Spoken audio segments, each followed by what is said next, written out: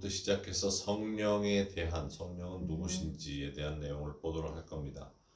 주로 제가 다니면서 DTS나 강의를 하게 되면 늘 성령에 대한 부분을 많이 이야기를 합니다. 성령의 은사에 대한 거, 성령론에 대한 거, 그리고 또 능력 전도, 그런 내용을 많이 가르치고 있는데, 저희가 지난 2월에 탄자니아 갔을 때도 성령에 대한 부분을 가르치면서 첫날 우리 가서 첫 번 사역한 날이 교회였었는데, 교회에서 예배 찬양 끝나자마자 이제 설교를 하게 되는데, 제가 그 아프리카 교회의 그 임재가 달라요. 거기는 예배드리는 조금 이제 찬양이 바뀌어가지고 조금 보여주려는 예배로 바뀌고 있는데, 사실은 아프리카 사람들은 온몸을 흔들며 모두가 참여하는 그런 예배를 드리던 거가 서서히 없어지는 게 좀 아쉽기는 한데, 그래도 예배를 드리는데 그 기름 부으심이 다르기 때문에 제가 아픈 분이 있으면 우리 기도를 하자 그래서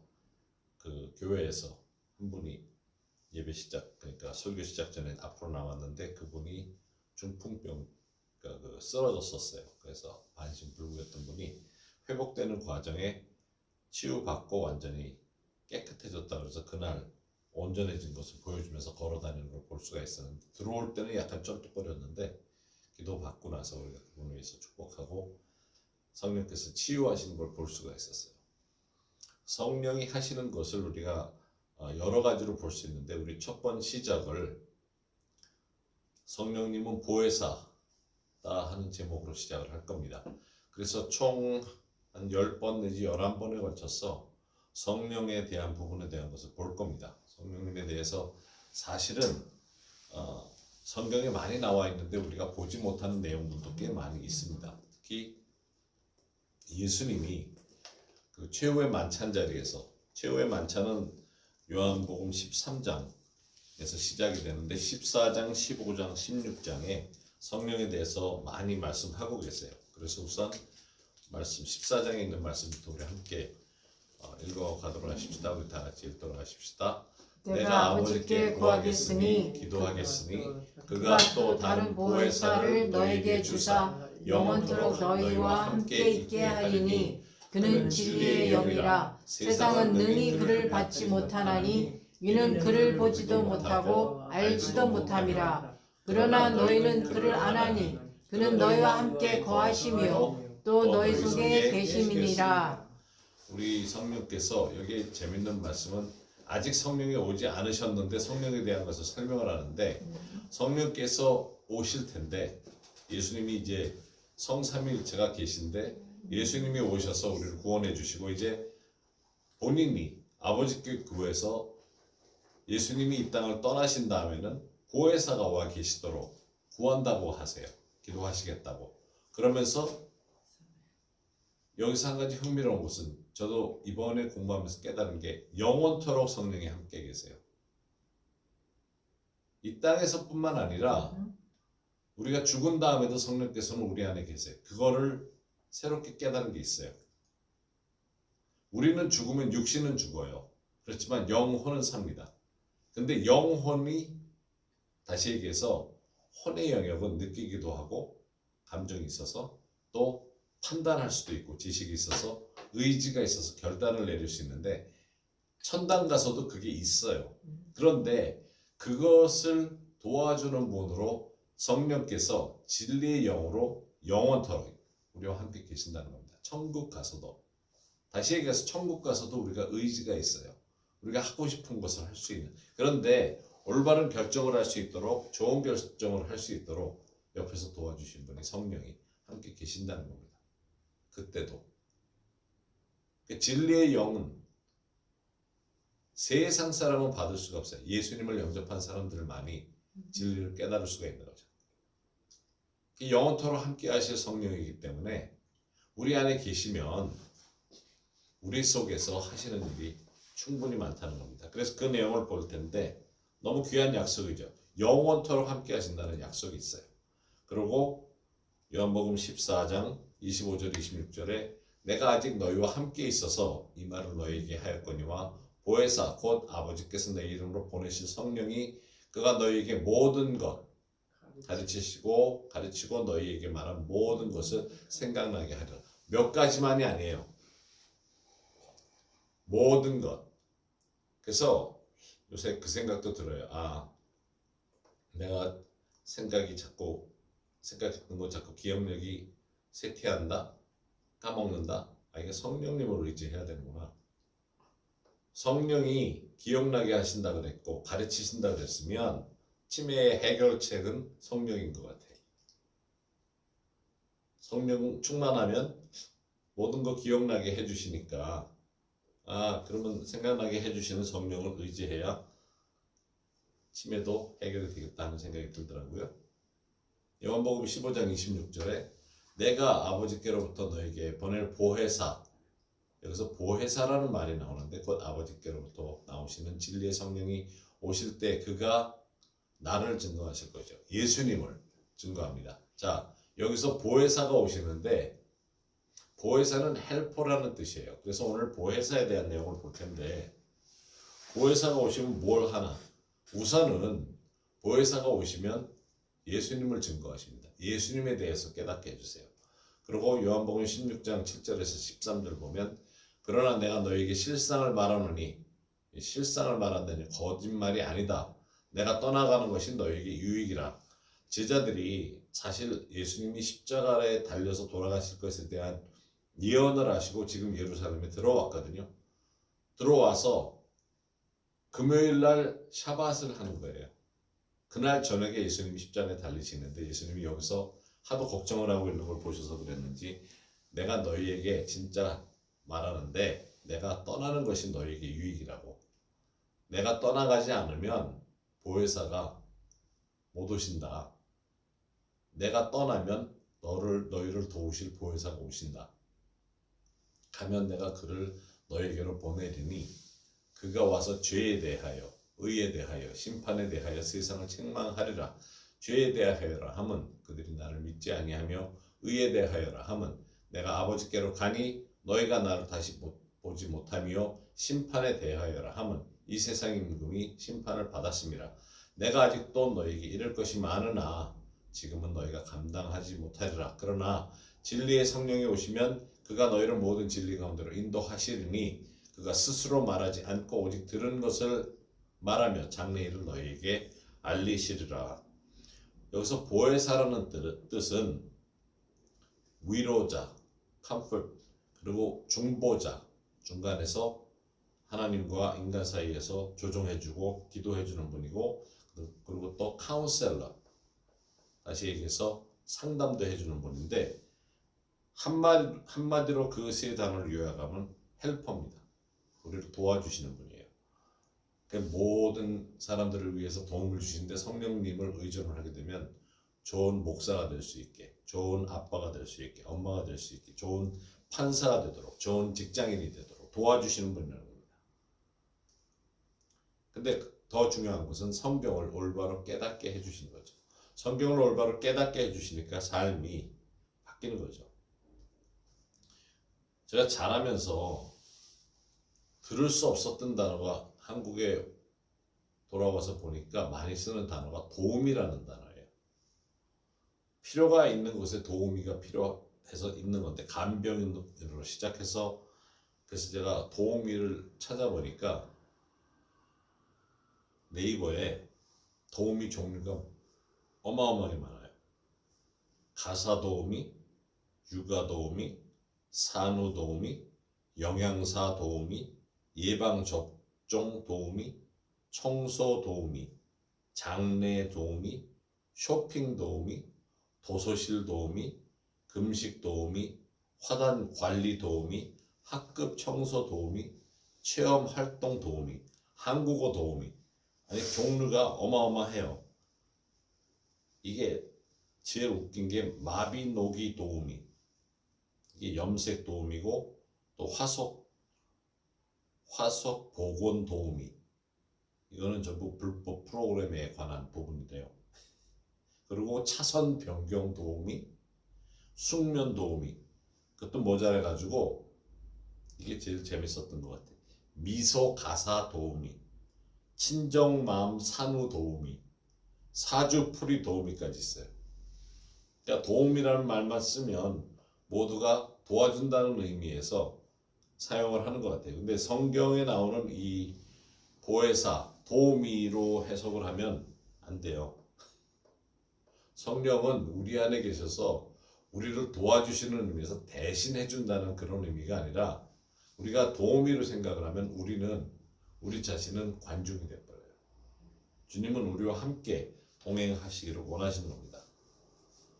성령님이 우리 옆에서 도움을 주면서 우리로 하여금 모든 것을 깨닫고 행하고 할 수 있도록 도와주신다는 겁니다. 그래서 첫 번째, 성령님은 도움을 주시는 분이라는 의미에서 이 말씀을 볼 텐데, 우리 앞서 보았던 내용이기도 한데, 그러나 너희에게 실상을 말하노니 내가 떠나가는 것이 너희에게 유익이라. 내가 떠나가지 아니하면 보혜사가 너희에게로 오시지 아니할 것이요 가면 그가 내가 너희에게 보낸다고 하십니다. 자, 여기서 재밌는 것은 성령은 예수님의 부활에 직접 관여합니다. 죽은 자를 살리는 일에 성령께서 일을 하세요. 아픈 자를 치료하실 때 예수님이 사역하실 때 함께 하세요. 이적과 기사 모든 것이 이제 성령을 우리에게 보내셨기 때문에 우리에게 그런 일이 드러날 수 있다는 겁니다. 아픈 자를 치료하는 것뿐만 아니라 그렇게 될 때에 예수님이 드러나게끔 하는 일을 한다는 겁니다. 그것이 중요한 거예요.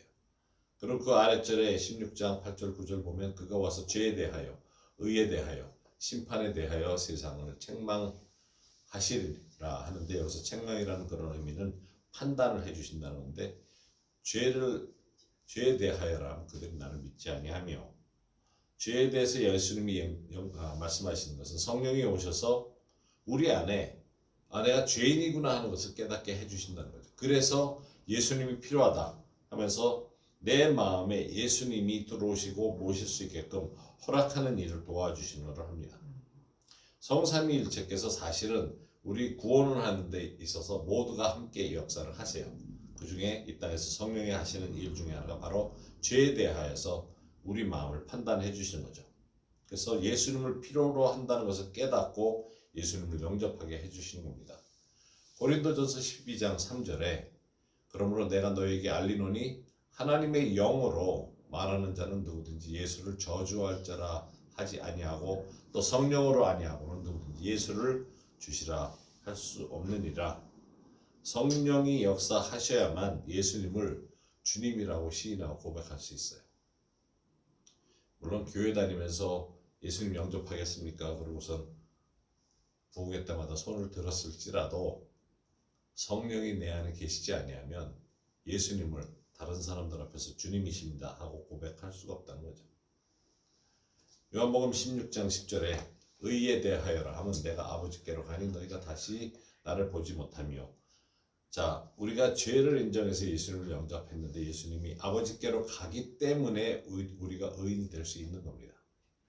예수님께서 돌아가셔서 죄를 대신 짊어지셨기 때문에 나한테는 죄가 없이 돼버린 거예요. 나는 죄가 없어요. 더 이상 죽음으로 갈 수 있는 죄의 결과가 없는 겁니다. 예수님께서 아버지께로 가셨기 때문에 그 통로가 열렸다는 거죠. 그래서 우리가 예수님을 다시 보지 못하는 일이 있는 건데, 그렇다면 예수님이 내 안에서 내 삶에 드러나는 삶을 사는 의인으로서의 삶을 사는 것을 말하고 있습니다. 성령께서 내 마음에 내가 죄를 지었다 그러면 네, 죄를 지은 건 맞습니다. 그리고 회개합니다 하면 돼요. 그러면 너는 의인이다 하는 걸 다시 상기시켜 줄 겁니다. 우리가 의인으로 살아가는 것이 얼마나 중요한지 몰라요. 그래서 우리는 늘 의의 비타민을 먹어야 돼요. 아침마다. 나는 의인이다. 의인이다. 나는 이전에 죄인이었지만 이제는 의인이다. 예수님으로 인해서 의인이 되었다 하는 것을 깨닫고, 그래서 나는 선한 삶을 살아야 된다 하는 것을 선포해야 됩니다. 야고보서 4장 17절에 그러므로 사람이 선을 행할 줄 알고도 행하지 아니하면 죄인이라. 이 땅에서 해야 될 것을 하지 않는 것도 죄인 겁니다. 성령이 오셔서 죄에 대해서 판단해 주셨기 때문에 예수님을 영접했고, 그래서 우리가 의에 대하여 판단을 받을 때마다 우리는 의인으로서 세상을 향해서 선포할 수 있는 것이 있어야 돼요. 그것이 선을 행하는 삶이죠. 이제 십자가를 지고 내 십자가를 지고 주님을 따라가는 삶을 산다는 것은 의인으로서의 삶을 매일매일 살아가는 것을 말합니다. 또한 16장 11절에 심판에 대하여라 하면 이 세상 임금이 심판을 받았음이라 하는 말씀을 합니다. 우리가 심판받는 것이 아니라 세상의 권세 잡은 마귀, 귀신, 사탄의 심판받는 겁니다. 우리는 의인의 삶을 살고 또 이 부분에 있어서 사실은 우리와 직접 관계가 없어요. 이제 이 세상에 대한 심판이 이르렀으니 이 세상의 임금이 쫓겨나리라. 예수님이 12장의 예언으로 말씀하신 겁니다. 쫓겨날 거라고. 근데 14장에서 다시 성령이 오실 것에 대해서 얘기를 하시면서 성령이 오시면 성령이 오신다는 얘기는 예수님이 승리해서 승천하시게 되면 성령이 오시고 세상의 모든 권세 잡은 임금이 쫓겨난다는 것을 예언을 하신 거죠. 2000년 전에 이 말씀을 하셨고 이 말씀이 이루어진 겁니다. 그래서 우리가 이것을 꼭 기억할 필요가 있어요. 의에 대해서, 그러니까 죄에 대해서 심판을 받는다, 판단을 받는 것은 나의 죄가 성령에 의해서 양심의 가책이 되는 것을 깨닫게 되고, 그래서 예수님의 필요를 알고 예수님을 영접하고 의인이 된 겁니다. 그 의가 이루어지는 그때에 내게 있어서는 이 세상의 임금이 더 이상 영향을 끼칠 수 없어요. 더 이상 사망 권세가 없는 겁니다. 나는 의인으로 살기 때문에 이긴 예수님과 함께 동행하는 삶을 사는 겁니다. 그래서 내가 의인이라는 것을 늘 기억해야 됩니다. 그래서 우리가 늘 도움을 찾으며 살아갈 필요가 있어요. 두 번째, 성령님은 가장 가까이서 조언해 줄 수 있는 내 친구입니다. 사실 성령은 이상한 분이 아니에요. 성령을 빙자해서 자기가 영적인 권위가 있다, 능력이 있다고 떠드는 사람들이 이상한 것 뿐이죠. 성령께서 이상한 분은 아닙니다. 근데 성령에 대해서 교회가 인정을 못하고 성령의 도움을 구하지 못하다 보니까 사실 그것이 슬픈 현실인데 교회가 능력이 없는 겁니다. 힘이 없는 겁니다. 기독교인들은 기도를 많이 해서 힘을 얻는 게 아니에요. 기독교인들은 내 안에 계신 성령님과 올바로 동행하는 삶을 살 때에 그런 경험을 하게 되는 겁니다. 능력을 얻게 되는 겁니다. 신앙생활은 성령님과 동행하면서 성령님의 그 인격을 가지고 나를 향해서 다가오시는 그분의 능력을 경험하는 겁니다. 성령님은 전혀 성격상 거친 분이 아닙니다. 그런데 부흥에 인도하는 사람들이 거칠게 말해요. 마치 성령이 그런 것처럼. 그렇지 않습니다. 성령은 마지막 때에 우리가 우리의 삶을 풍요롭게 살게 해주시기 위해서 오신 겁니다. 주에 믿지 않는 사람들을 향해서 계속적으로 예수님을 전할 수 있게끔 해주십니다. 2000년 전에 수천 명이 한꺼번에 예수님을 영접하면서 그 당시 영접하게 했던 것은 사실 방언이었거든요. 그런데 지금은 교회가 방언을 못하는 자리에 들어가 있어요. 더 필요로 하는 절실한 때입니다. 성경 말씀은 지금도 역사하시기 때문에 우리가 사도행전 1장 8절 말씀대로 오직 성령이 너에게 임하시면 너희가 권능을 받고 예루살렘과 온 유대와 사마리아와 땅끝까지 이르러 내 증인이 되리라 하시니라. 예수님을 전하기 위해서는 권능은 필수적인 겁니다. 그것을 꼭 받을 필요가 있는 겁니다. 사도행전을 보면 모든 은사가 다 드러나요. 방언도 했었고 예언도 하고 치유의 은사도 나타나고 이적과 기사를 통해서 예수님을 영접시키는 일이 계속 있었어요. 우리가 그와 같은 성령을 허락해 드리지 않고 그렇게 하지 못하다 보니까 요즘 예수님 영접하고 하는 일들이 거의 없어요. 마치 성령님을 은사 없이 성령님만 소개한다는 것은 구두를 사놓고 구두 그 주걱 있죠. 그것만 주면서 축하한다고 하는 것과 똑같다는 거죠. 실제 우리가 가지고 있어야 되는 귀한 것을 가지고 있지 못한다는 겁니다. 성령의 역사가 나타나기 위해서는 성령의 능력이 우리 삶에 드러나야 합니다. 사도행전에 있었던 모든 은사가 우리 삶에 드러나고 교회 안에서 드러나야 성령께서 이 땅에서 역사하시는 것을 볼 수 있습니다. 내 안에서뿐만 아니라 교회 안에서 드러나는 걸 보게 돼요. 한 가지 흥미로운 것은 제가 만난 선교사님들 가운데 교단에서는 성령은 1세기에서만 사도행전 시대에만 일어났던 것이다. 그러고서 교단의 교리에 있는데도 불구하고 그분들 선교지에서 일하시는 거 보면 다 이적과 기사와 모든 능력이 다 일어나요. 그래서 그걸 보면서 이게 성령의 은사를 경험한 사람들이 한국 내에서 그 쓰임을 받지 못해서 전부 선교사로 나가나 하는 생각이 들 정도입니다. 세 번째, 성령님은 삼위일체 하나님이십니다. 성령님은 하나님이신 아버지, 하나님이신 아들, 하나님이신 성령이십니다. 그 중에 한 분이세요. 성경에 보면 삼위일체가 많이 나옵니다. 14장 16절에 내가 아버지께, 여기서 아들이 아버지께 구하겠으니 그가 또 다른 보혜사를, 여기 성삼위일체 내용이 다 나오죠. 너희에게 주사 영원토록 너희와 함께 있게 하리니 하는 말씀을 하고, 14장 26절에는 보혜사 곧 아버지께서 내 이름으로, 여기도 보면 보혜사 아버지 아들이 나오면서 보내실 성령이 그러니까 너희에게 모든 것을 가르치고 내가 너희에게 말한 모든 것을 생각나게 하리라. 또 15장 26절에 내가, 여기도 예수님 아버지께로부터 너희에게 보낼 보혜사 곧 아버지께로부터 나오시는 진리의 성령이 오실 때 그가 나를 증언하실 것이요. 여기도 그런 내용이고, 누가복음 3장에 22절에 성령이 비둘기 같은 형체로 그의 위에 강림하시더니 하늘로부터, 여기서 그는 예수님을 말씀하죠. 하늘로부터 소리가 나기를 너는 내 사랑하는 아들이라 내가 너를 기뻐하노라 하시니라. 그래서 아버지께서 말씀하시는 거죠. 마태복음 28장 19절에도 그러므로 너희는 가서 모든 민족을 제자로 삼아 아버지와 아들과 성령의 이름으로 세례를 베풀고 하면서 성령도 성삼위일체 한 분이라는 것을 이야기하고 있습니다.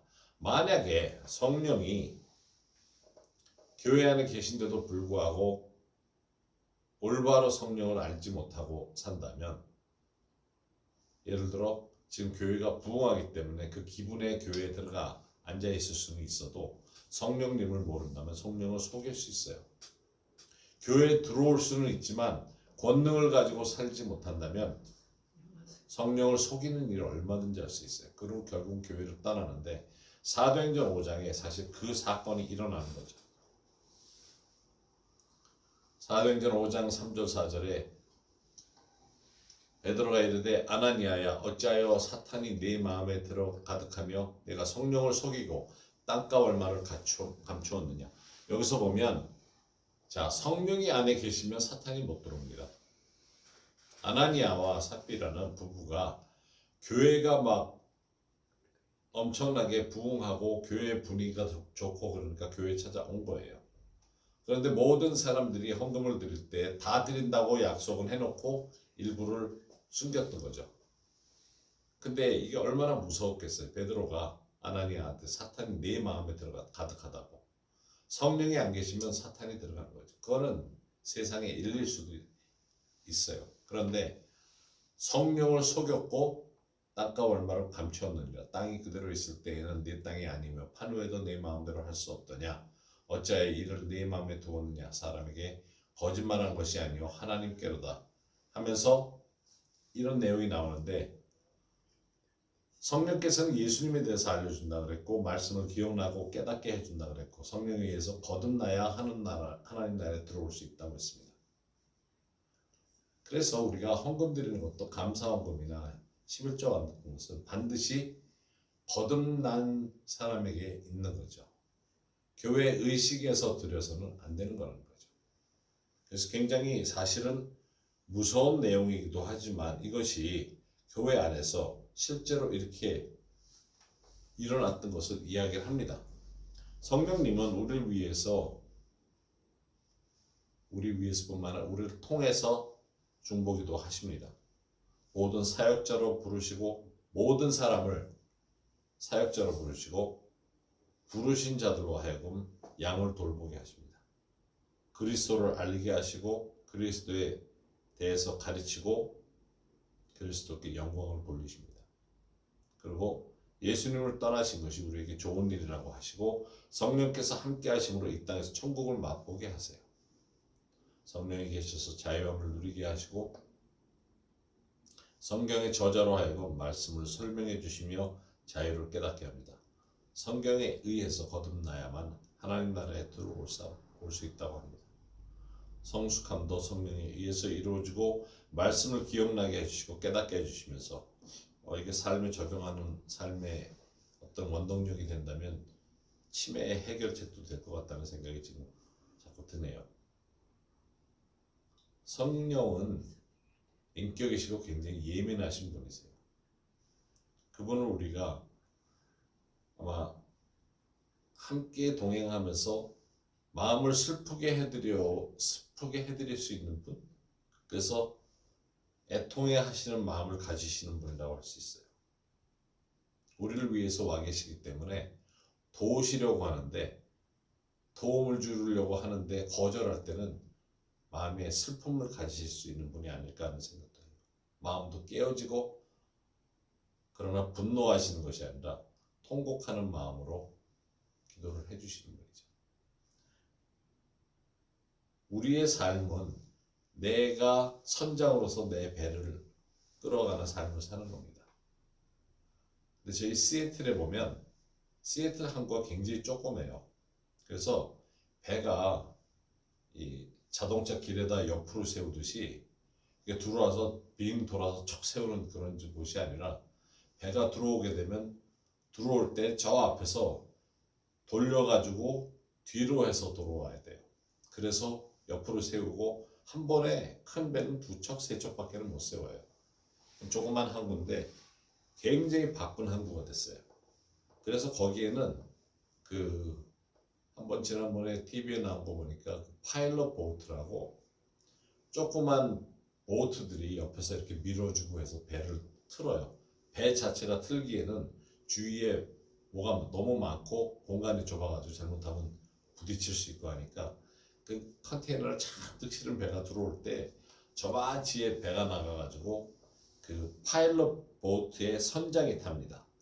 근데 배를 몰고 가는 사람은 그 배의 선장이지만 파일럿 보트의 선장은 이제 앞에서 조타를 키를 만지는 사람이 있고 선장이 뒤에 있으면 선장 뒤에서 이 배가 어느 방향으로 가야 되는지 무전을 하면서 인도를 해주는, 도와주는 사람을 파일럿 보트의 선장이라고 그래요.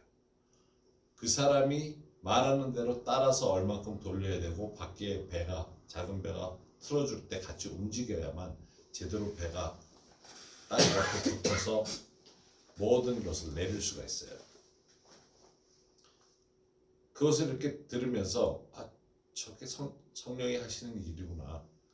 우리가 다 잘 할 수 있어요. 내 배를 내가 몰고 갈 수 있지만 어떤 지역에서 어떤 상황에서는 내가 도움을 필요하는 거죠. 그 사람을 의지를 해야 돼요. 근데 우리의 삶이 거의 좁은 길로 가는 삶을 살다 보면 충분히 성령님을 의지해야 돼요. 그 파일럿 보트에 선장과 같이 타서 그 지역을 잘 알고 그 상황을 잘 알기 때문에 우리가 가는 길을 경험이 많은 사람을 통해서 도움을 얻게 되는 겁니다. 우리의 삶은 처음 가보는 삶이 많아요.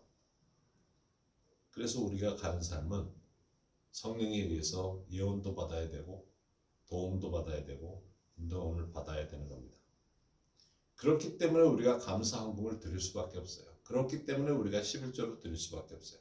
하나님이 단순히 용서하신 것뿐만 아니라 우리를 늘 인도하시는 가운데 성령이 함께하고 계시니까.